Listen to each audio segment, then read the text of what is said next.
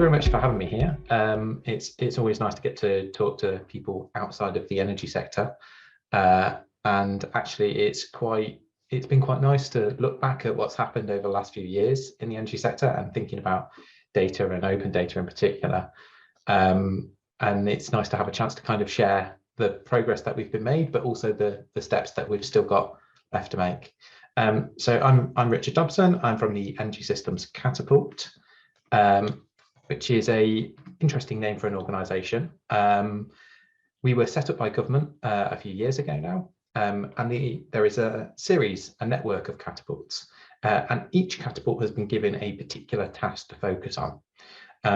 We naturally focus on energy systems, and in particular trying to unleash innovation and open new markets to capture the opportunities from clean growth.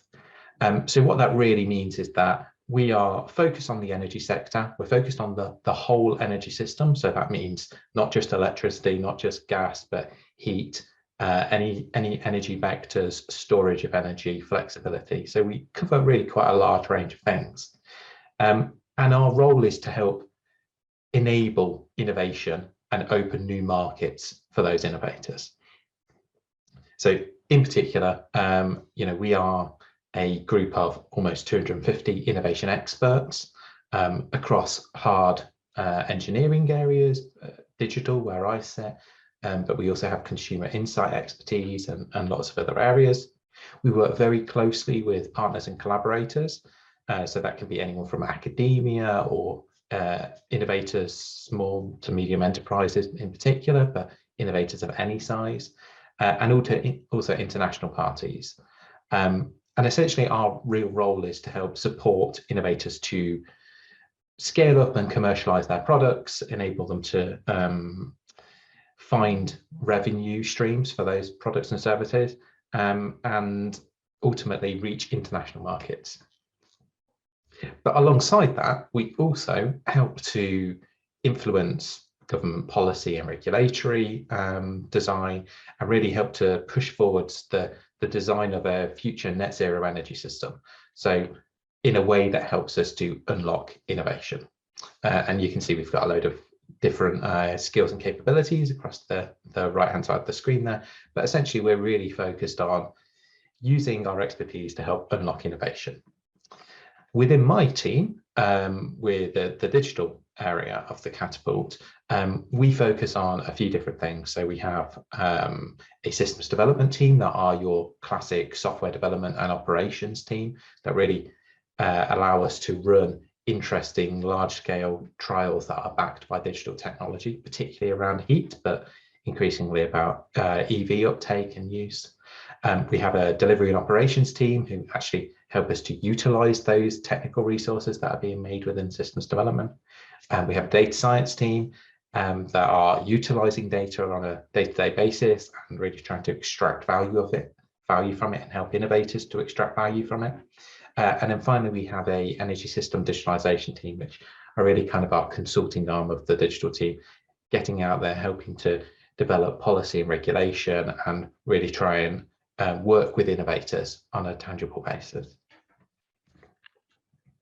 So the energy sector is facing a time of unprecedented change. There are many factors that are driving this.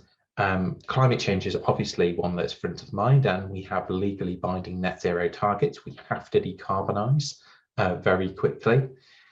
We need to make sure that supply is secure. Increasingly, we've seen the reasons why it's very important to have an independent, secure energy system where we know that we can have a resilient energy supply. We are in a pretty good situation there, but it's about maintaining that security and maintaining that resilience of the system. There are new technologies that are emerging that we need to be able to take advantage of, and that's both things like renewable generation technologies. We were just talking before this about solar panels, but also about digital technologies that can help energy systems to be much more dynamic and flexible than they previously have been. We have aging physical infrastructure. In particular, there are generators and there are cables that have been installed for many, many years, decades, and actually they won't all last forever. So we need to be thinking about how we make the best use of infrastructure that exists and what we need to upgrade and what we need to change. And we're also seeing changing consumer needs. EVs were not a thing a decade ago. You know, they weren't being driven out, pun not intended, weren't being driven out anywhere nearly as quickly as they are now. Some EV cars are actually some of the most popular models that are being sold today, and you can absolutely understand why when you look at the price of petrol and diesel. And that drives a really different way of using the energy system, trying to utilize large amounts of energy in short periods of time, and that's just not what the system was built for. So we've got all these drivers of change, and there are many solutions. You know, decentralization, decarbonisation, democratization, and digitalization are kind of often referred to as the 4Ds, but they're all going to be part of the problem. And in particular, my interest is in digitalization and the value of digital and data to actually deliver a net zero energy system in a reliable, secure, and low cost way. So the energy system has been on a pretty rapid journey in terms of data. So when I joined the Castle just over 4 years ago now, we were just at the final phases of agreeing to deliver the Energy Data Task Force, commissioned by BASE, but supported by Offshore and Innovate UK as well. And we were being asked to look at the data within the energy sector, work out what's potentially valuable, what value we could unlock through the better use of data. And what we found was that there were pockets of data, there were some good quality areas of data, but there were also lots of fundamental systemic challenges that need to be addressed. Now, I'm not going to go through all of the recommendations that we made, but the one that's really of interest for today is the recommendation that we made around maximizing the value of energy and maximizing the value of data, and in particular, the principle of presumed open. Now, within the energy sector, we have an incredibly fragmented landscape. There are many organizations that are responsible from generating the energy or sourcing the energy, delivering it through the pipes or wires or heat networks to get to the places where that energy is utilized. And then there are meter operators, meter owner, meter readers, there's suppliers, there's behind the meter flexibility providers. There are many actors within the energy sector, and they all have subtly different roles to play. And in general, they didn't want to share the data between them, even though that was really important. And actually, they all needed data from other actors. And also, there are many monopoly actors within the energy sector. So organizations that have a unique opportunity to collect data and there is no competition in that, in the collection or the provision of that data. They are the only entity that can do it. So we really felt that by pushing a principle of presumed open, or you may have heard it as referred to as open by default, or any of the other sort of variations on that, but pushing an approach of data should be open, show why it can't be open rather than justifying why it should be, we felt was really important. That obviously needs to be underpinned by data being discoverable, searchable, understandable. Basically, it doesn't matter if it's open if you can't find it, search for it, or use it. We should be driving towards common structures, interfaces, and standards so that data can be interacted with in a standardized, uniform way across different organizations. And of course, we need to be maximizing the security and resilience of the energy system, both by making sure that we don't make data available where there is a security risk, but also by utilizing open data to make the system more secure and resilient. And I'll touch on an example of how we can do that later on. So we ran this task force, you know, 4 years ago we started, and it concluded about 3 years ago. And we made these quite bold recommendations, and we were very ambitious with them. We weren't quite prepared for the speed at which the sector would start to embrace these recommendations and the way that they would actually start to implement them. So the one the one thing that really got a huge amount of traction and continues to have traction today is the principle of presumed open. The reason it has been picked up is because logically and in line with net zero, we know this makes sense. We know that many people are going to need to have access to the same data set. It doesn't make sense to serve that on a bespoke basis constantly, and therefore open data absolutely fits here. We also have many monopoly players in the sector, which means that actually purely from a competition and economics point of view, pushing towards open data is a really pragmatic, sensible thing to be doing. And it limits the possibility that we will need to intervene because things aren't, the markets aren't competitive or people are abusing their power. So the way that presumed open has been picked up has kind of been twofold. So we've seen lots of really good organizations, really ambitious companies picking up the principle of presumed open and running forwards with it, and I'll talk about that in a second.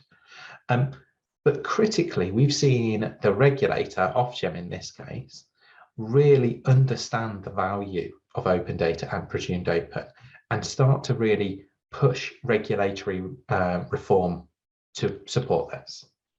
So Ofgem commissioned the Catapult to help them to develop what they called data best practice.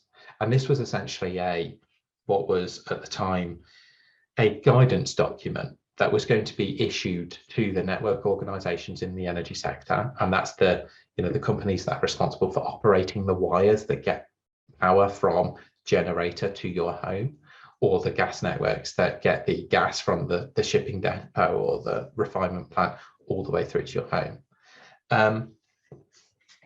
And they focused in on trying to provide guidance for how these organizations should be approaching data.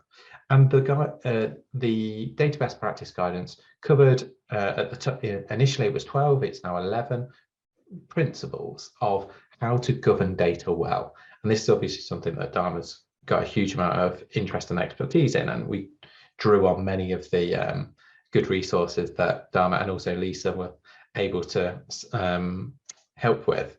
But a lot of it was really fundamental. It's about good management of data, understanding the value and the requirements for metadata, thinking about user needs and stakeholder needs across the sector. So there's lots of really just data hygiene stuff, good data management. But critically, we included a few things within there which have been pretty important in terms of really transforming how the sector works. The main one has been presumed open.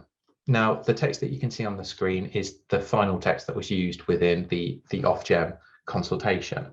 So presumed open means to treat all data assets, their associated metadata, and software scripts used to process data assets as presumed open.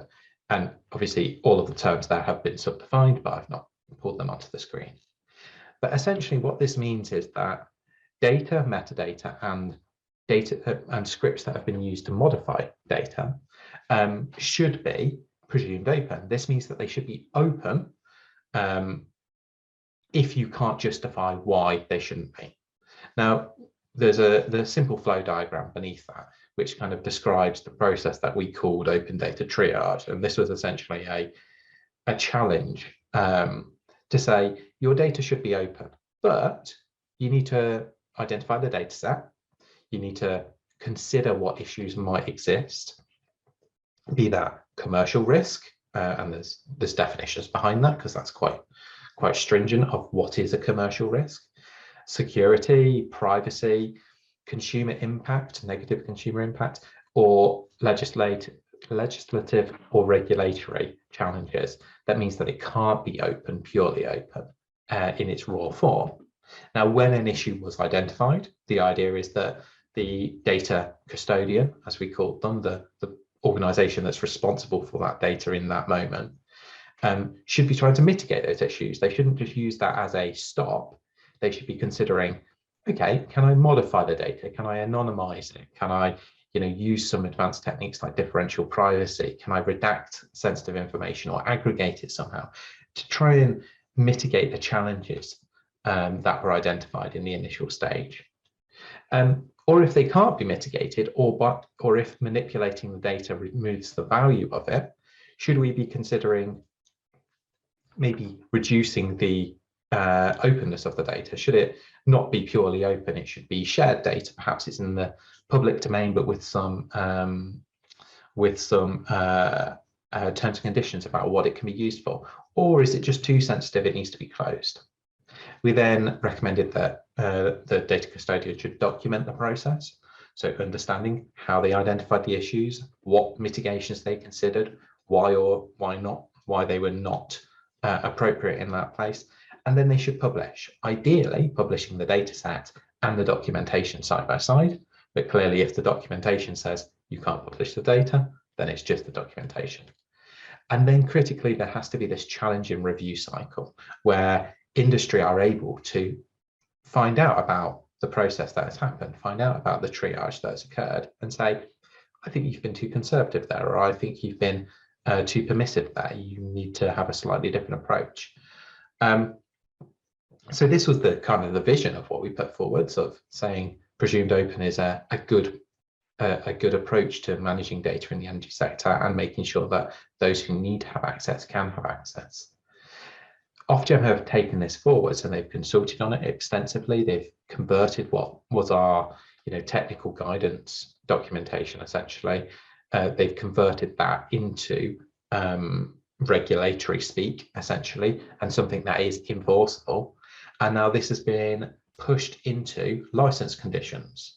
So network organisations within the energy sector, at the minute, gas transmission and system operators, but in the future, it will also be electricity distribution networks as well,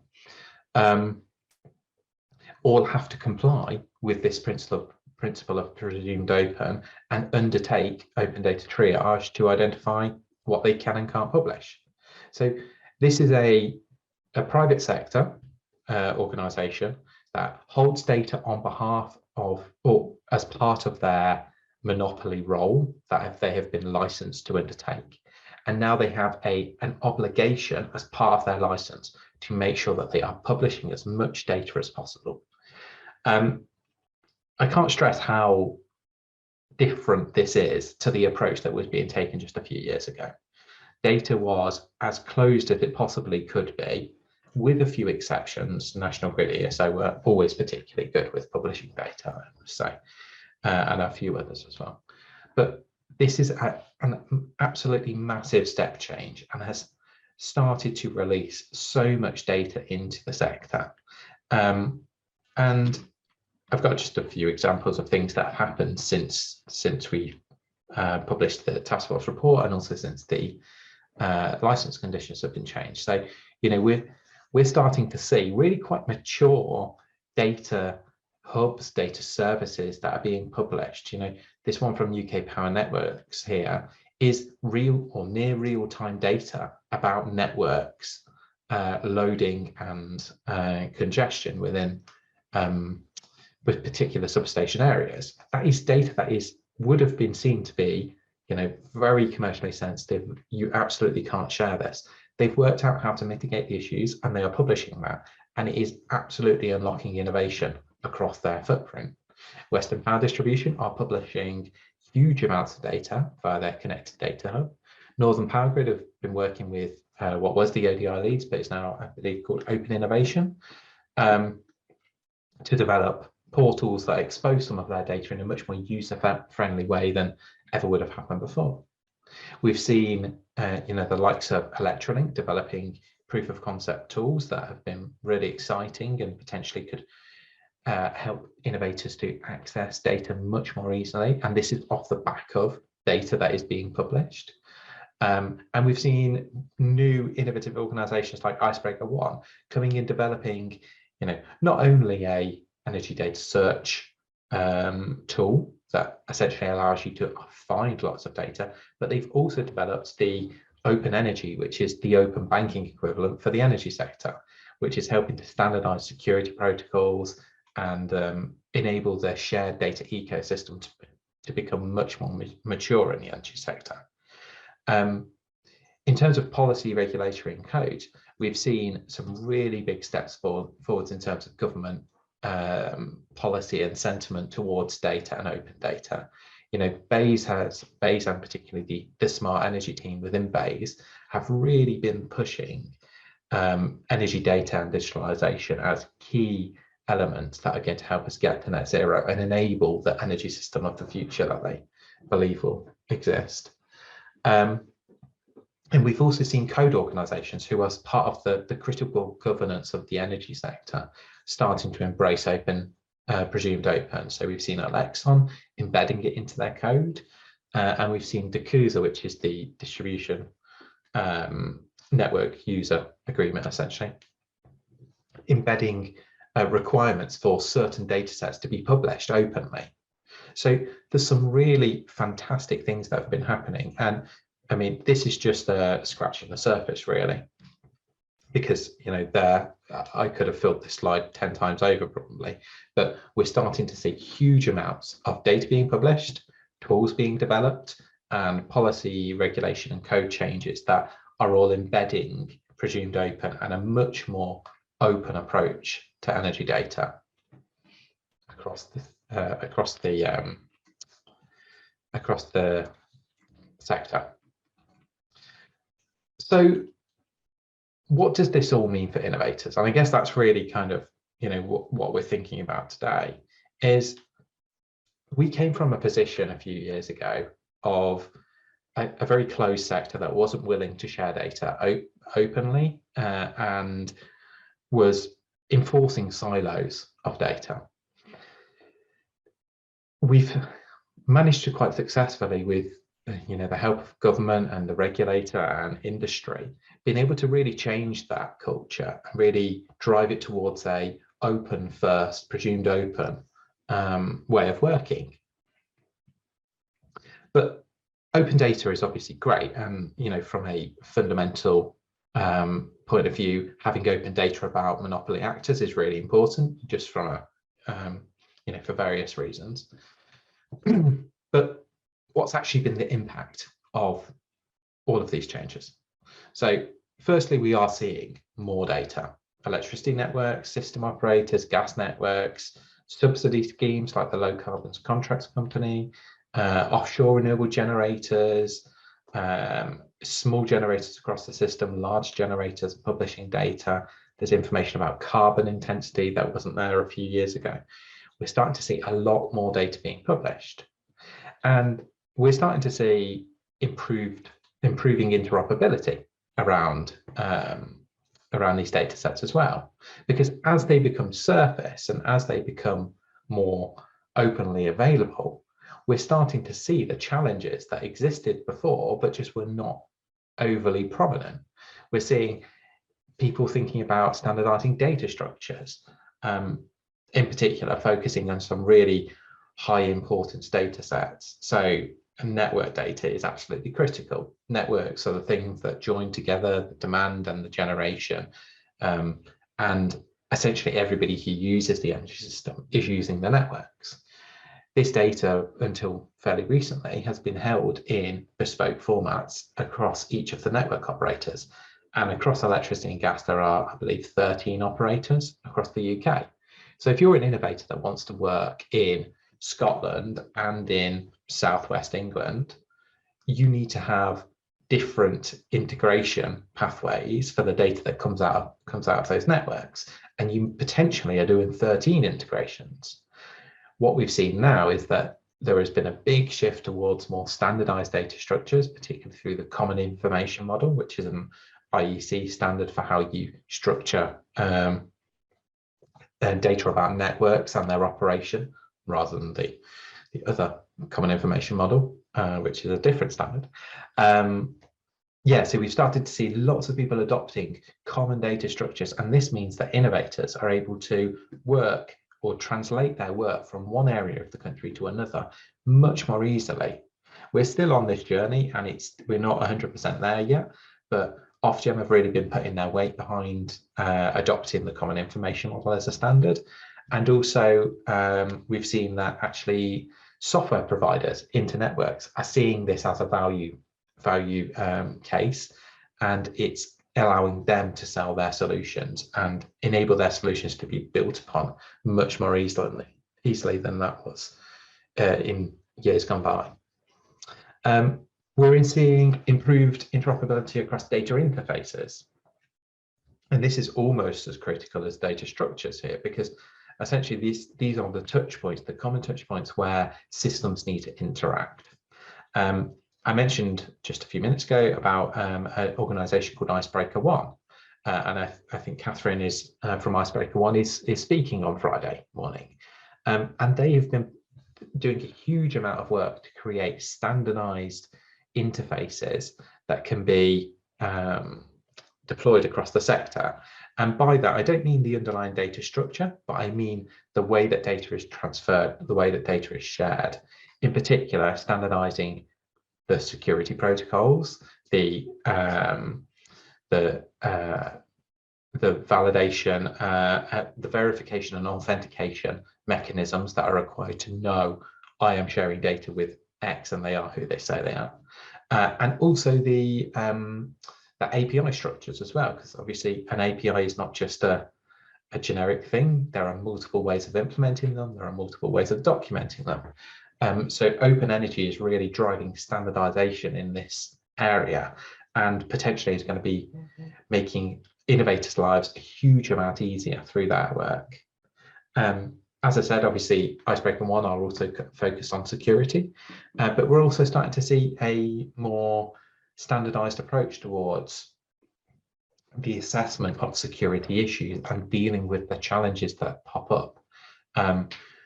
Clearly, the environment, the security environment is different today than it was 3-4 years ago. But I think the energy sector has always been a critical national infrastructure sector. It's always been an area that we've really focused on security, and getting that balance right between having a very, very secure system and one that is interoperable and accessible for innovation is really critical. And I think we're getting the balance right there. And one of the things that I guess is quite overlooked when we talk about data interoperability is licensing and the legal requirements around data that is shared.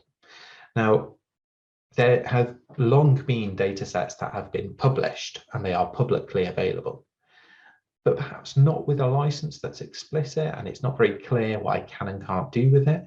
And in some of the worst situations, we found licensing challenges which have been kind of embedded within website terms and conditions, or we found them on NDAs or agreements, data sharing agreements, terms and conditions, which are really quite anti-innovation, anti-competitive in some ways, particularly where there is an IP land grab. If you do anything with my data, I own whatever you produce. Clearly, that's not going to help us drive innovation. But even thinking just about the open data ecosystem, if people are using different open data licenses that are potentially non-compatible, that can get really complicated for innovators to work out. I've rolled out this solution in one licensed area. Am I able to roll that out in another without having to re-engineer all of my back end? Can I utilize this data in the same way I have in the first area, or am I going to be in breach of the contract? So that's been a real challenge. It's been something the sector has been really trying to consider quite closely. And I think we're starting to see now that there is some standardization and interoperability of licensing, both at a data license, but also at a contractual level as well, which has been really, really valuable and will be more valuable when it fully lands. And then I guess the final thing that we've started to see that's a real tangible benefit for innovators is there's started to be much more access to funding within the energy data space. So this was all kicked off with a couple of Innovate UK competitions. First one being modernising energy data access, and this was one of the things that kind of led to Icebreaker One developing open energy. And then off the back of that, modernising energy data applications has come along, and there's really funded nine innovators to come and think about what they can achieve with energy data. Benefits both for the energy sector, but more broadly, societal benefits as well. And we've seen some absolutely fantastic innovations coming from those entrants there, from some very large companies, but also some really small, interesting innovators. Everything from helping local authorities to think about their EV infrastructure, where they locate and how they operate those charge points, through to monitoring potential gas leaks using data about the from the smart meter, thinking about how we can help to address people who are in fuel poverty, and understanding the vulnerability of potential energy vulnerability of energy customers across the system.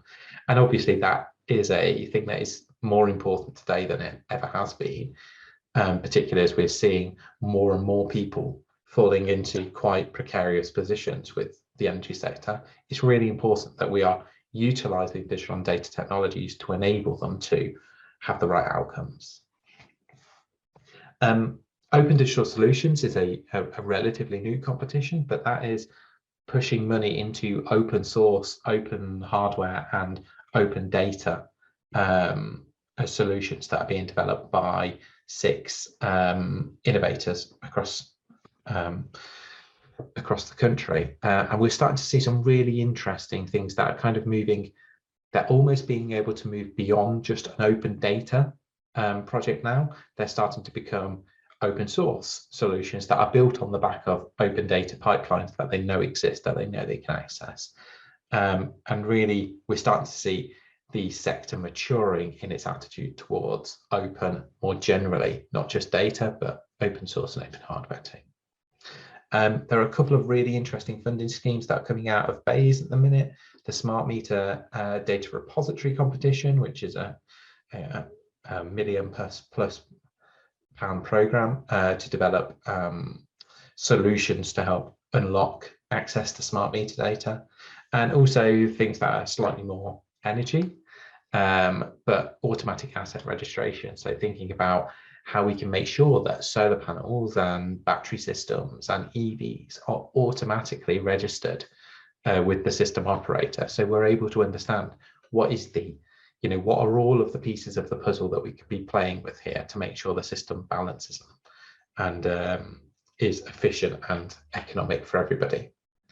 And then finally, we're seeing some really cool innovative organizations like SUBAC, which is a not-for-profit startup accelerator, essentially, providing just financial fellowships for people to come and do some really cool stuff with data. All of this has been driven from the premise that energy data is going to be critical to get us to net zero. And I think it's really cool to see how much funding is being pushed in. I mean, that stack just there is, well, it must be more than £10 million over the last couple of years. So we're really starting to see a huge amount of money going into these kind of projects. So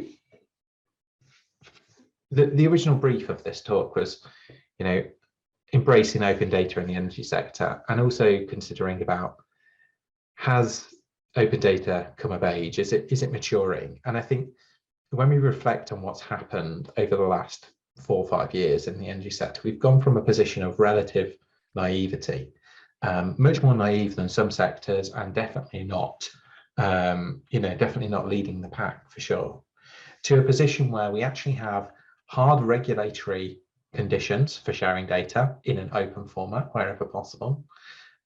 We have a burgeoning ecosystem of open data and open source and open hardware innovators who are utilizing that open data to really drive benefits across the system. And that has allowed us to start moving out of the core energy sector where we started, and start to think about other interesting things and challenges. So we've just recently completed the Energy Digitalisation Task Force that was again commissioned by BEIS, and asking us to say, well, we made a lot of progress on data. What about digitalisation and the power of digital more generally? And then alongside that, we've been able to kind of work with the offshore energy sector, so oil and gas, but also renewables, carbon capture, use and storage, and also hydrogen. So a really quite diverse sector with some very well established players in oil and gas. But the renewable side, which is starting to gain momentum, but doesn't necessarily collaborate with oil and gas that easily. And then some absolutely fascinating but very early stage sectors such as hydrogen and carbon capture, use and storage, which are going to be really critical in the offshore setting, but we don't quite know in what way. And what we found in the offshore energy data strategy project that we've been working on, working with the offshore sector on, is that they have many of the same challenges that we were seeing in the domestic energy sector, and many of the same recommendations and the same approaches can be of value there. So the team in the Catapult that have been running that, headed up by Ben Leland, has been driving the principle of presumed open into the offshore environment. Traditionally an incredibly commercially sensitive, commercially focused sector, is now realistically thinking about deploying open data as a valuable part of the ecosystem going forwards. And I think this is particularly interesting because when we think about data, the oil and gas sector have historically been very good at managing at least certain data sets within their organizations. It's been a real strength. So thinking about pivoting those organizations more towards open is incredibly interesting, because the quality and the quantity of data that sits within those organizations is huge, and will not only be important for today's energy system, where oil and gas is very central, but also the net zero energy system, where oil and gas is likely to be a much smaller part, but carbon capture, use and storage is going to be increasingly growing, and hydrogen is going to be a really important way of providing flexibility. So there's some really interesting things that we're starting to see.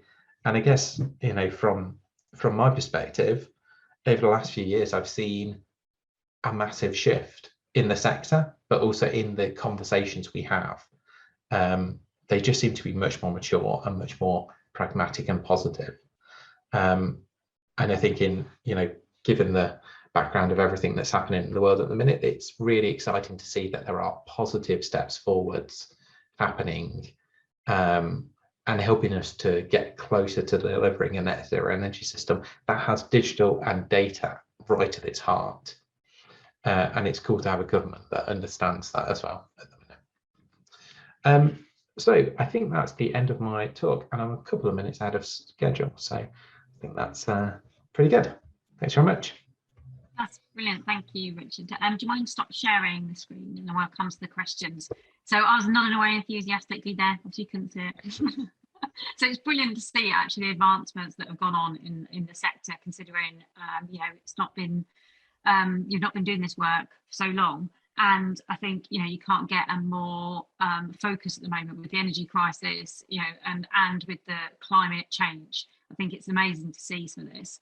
So I'm going to ask my question, because I get the prerogative of chairing the start.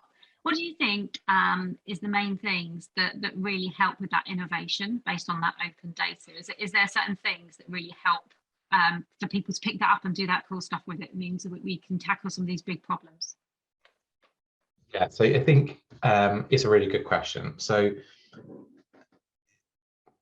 we've seen this a lot with kind of the emerging data science industries, that if people are willing to get in and get their hands dirty and deal with messy data, they can find some really cool insights and they can do some amazing stuff.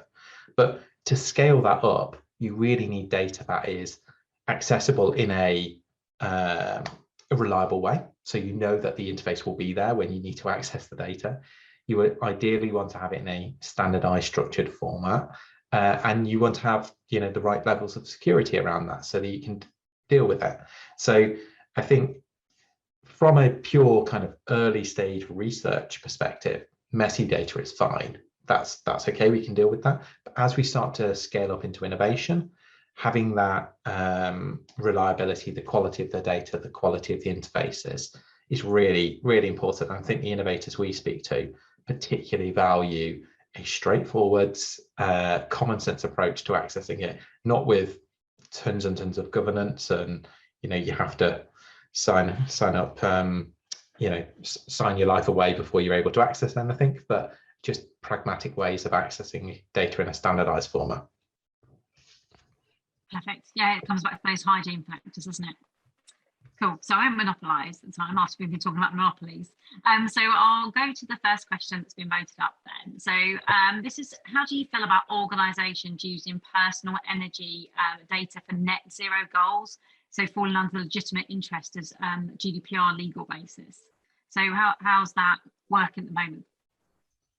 So GDPR in the energy sector is a really interesting, I would say this because I'm a data geek, it's really interesting. Okay, so what you will find is that some of the more innovative suppliers will include terms and conditions within their contract that say, we can use your data for net zero.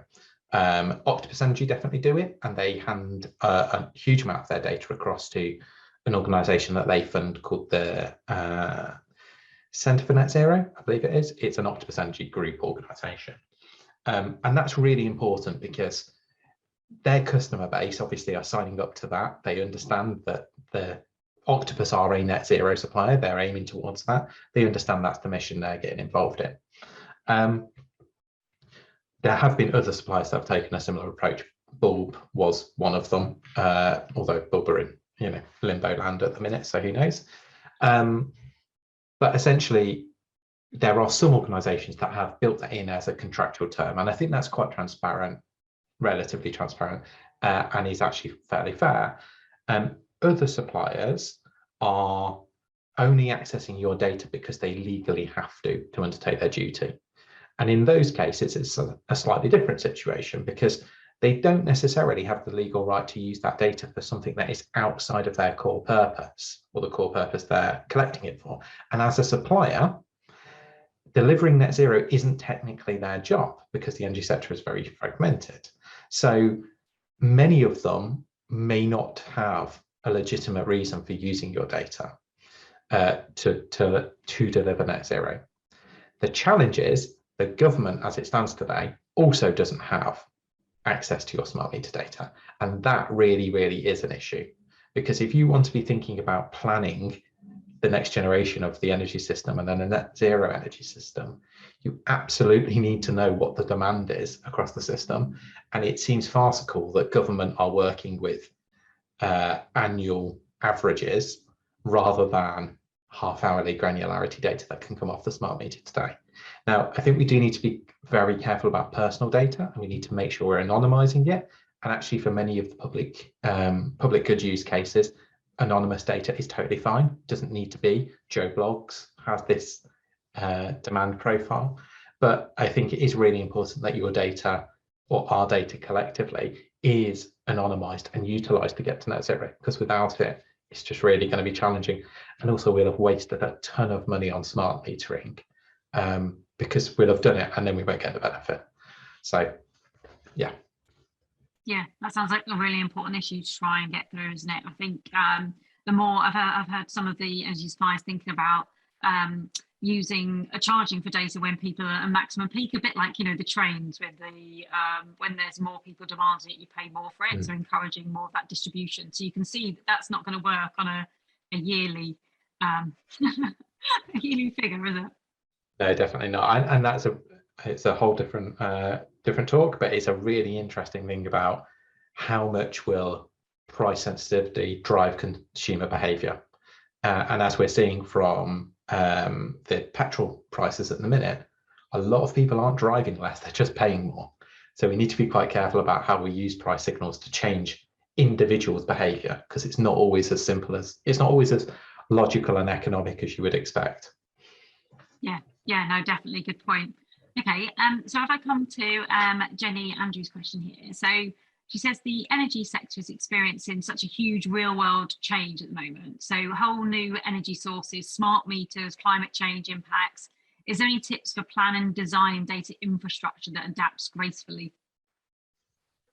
That's a really good question. So I think flexibility and adaptability are going to be super important going forwards. But within the energy sector, we are ultimately constrained by the physics. We have to get the electrons from A to B. We have to get the molecules of gas from A to B. And that creates some interesting ways of thinking about things, because the energy sector is used to infrastructure investment that lasts 25 to 50 years, you know, depending on what you're investing in. Data infrastructure, I'm not sure should last that long, and I'm not sure we should ever expect it to.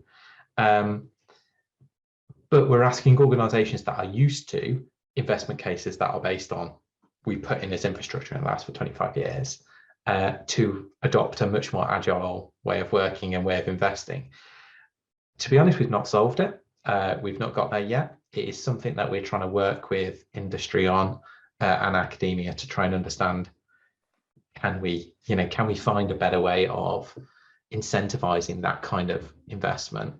But yeah, I think that's a really important, very, very tricky question. And I think just designing for uncertainty, designing for flexibility, not building things in too rigidly from day one is always good. And obviously taking an agile approach to this sort of stuff is always a very useful thing when ultimately we don't know the destination.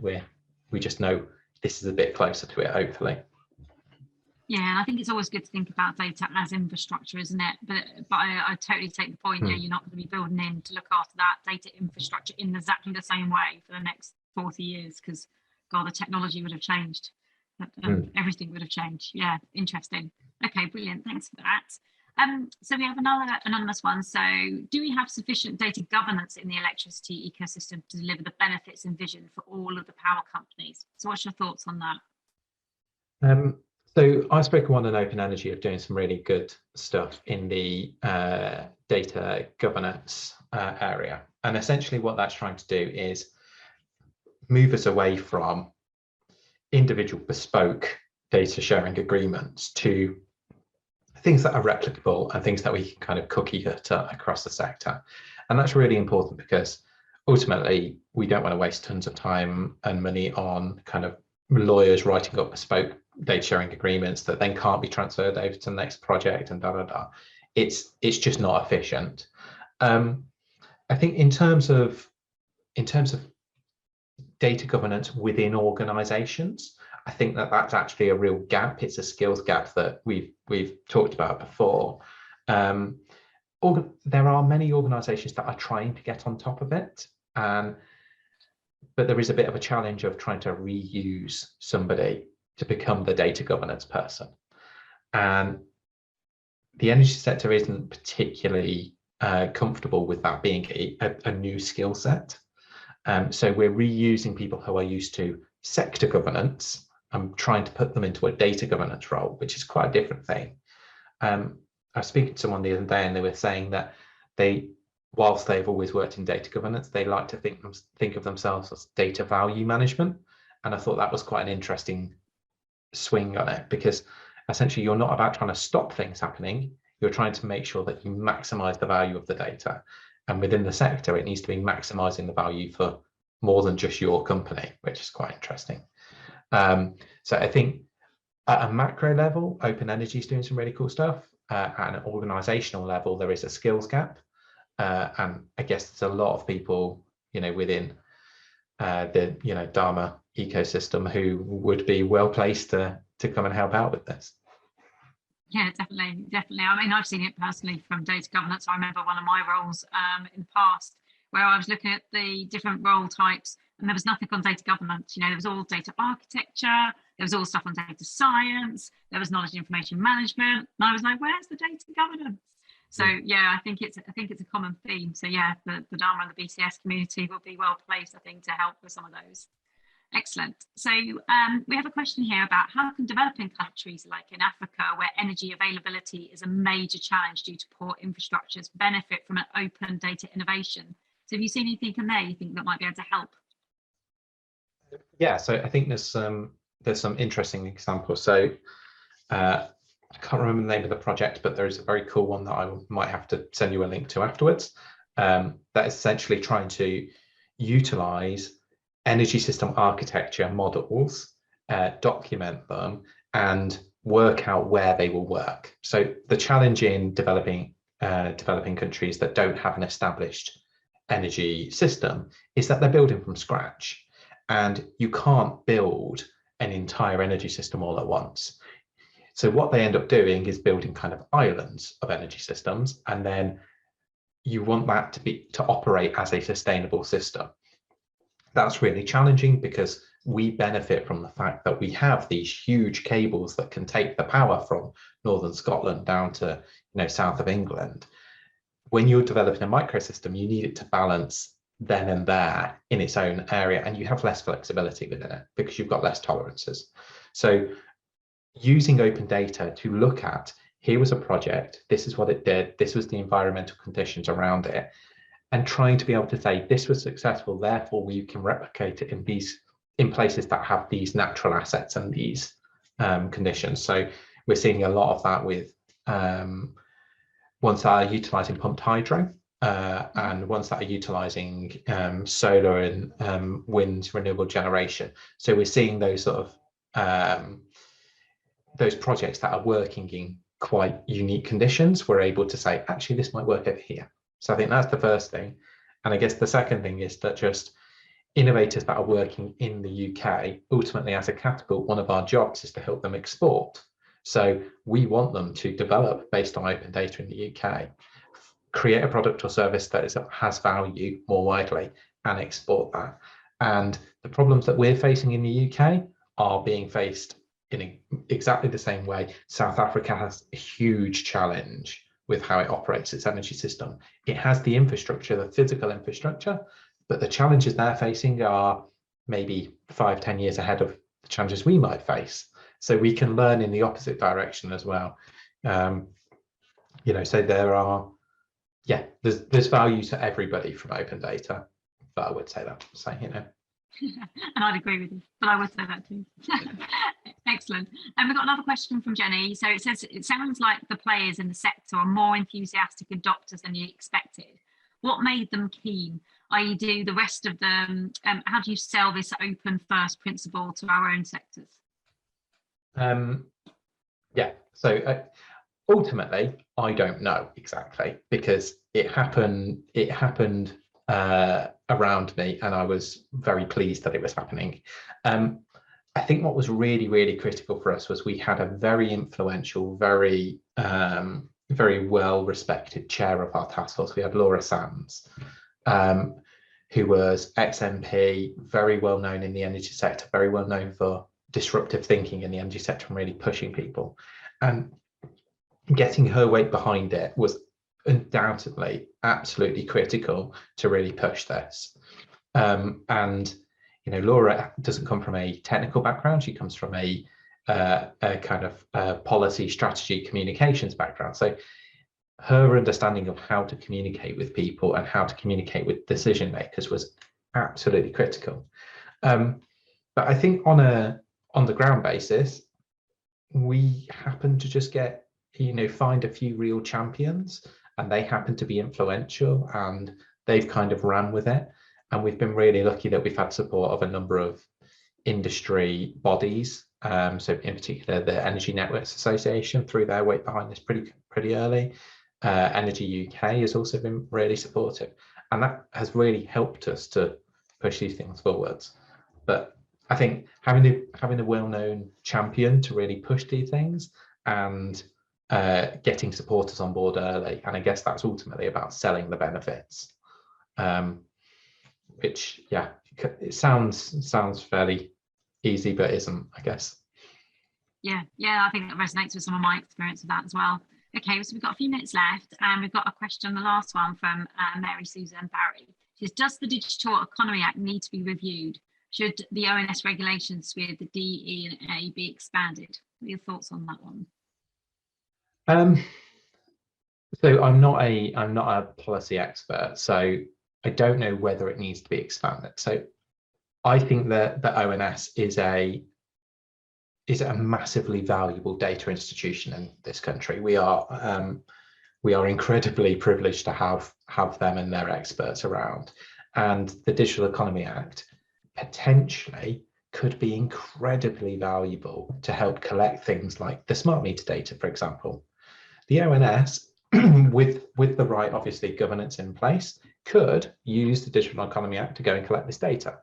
They don't as it stands today, because ultimately they only collect data where they have a use case, and it has to be for administrative purposes. So, you know, they have to have a definition of what they're doing and why they're doing it.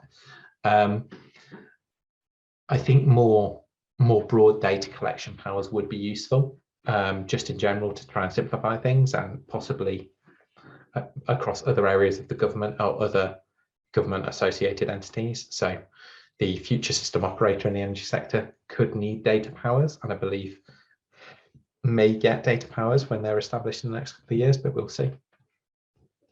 But yeah, the ONS are an underutilized resource.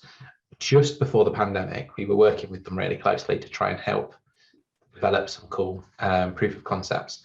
Surprisingly, they got slightly distracted when they were suddenly asked to deliver one of the biggest data programs the government has ever seen in less time than any of them have ever been asked to do it in. So unfortunately, we lost the absolutely excellent kind of program delivery manager who was leading the work. He got pulled onto COVID reporting, so we ended up kind of having to pause that project for a bit.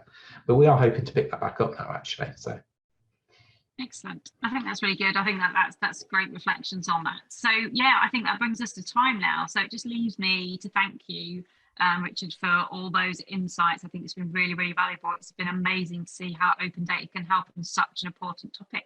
So thank you, and thank you to our audience for coming along today.